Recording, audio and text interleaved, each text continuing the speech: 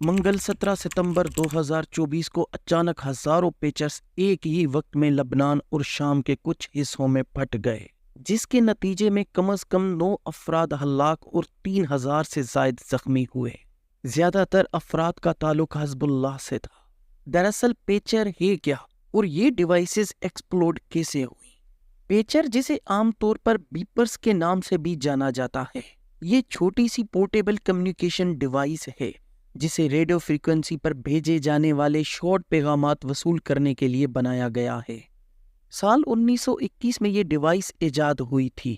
سب سے پہلے اس ڈیوائس کو ڈیٹروائٹ پولیس ڈپارٹمنٹ نے اپنی سرویلنس کار میں استعمال کیا تھا۔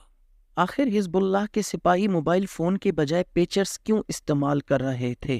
دراصل پیچر ایک چھوٹا سا الیکٹرانک ڈیوائس ہے جو بغیر سیلولر نیٹ ورک اور انٹرنیٹ کے بنیادی پیغامات کی ترسیل کے لیے استعمال ہوتا ہے، اس لیے ہیکنگ اور سرویلنس کے خطرات کو کم کرتا ہے۔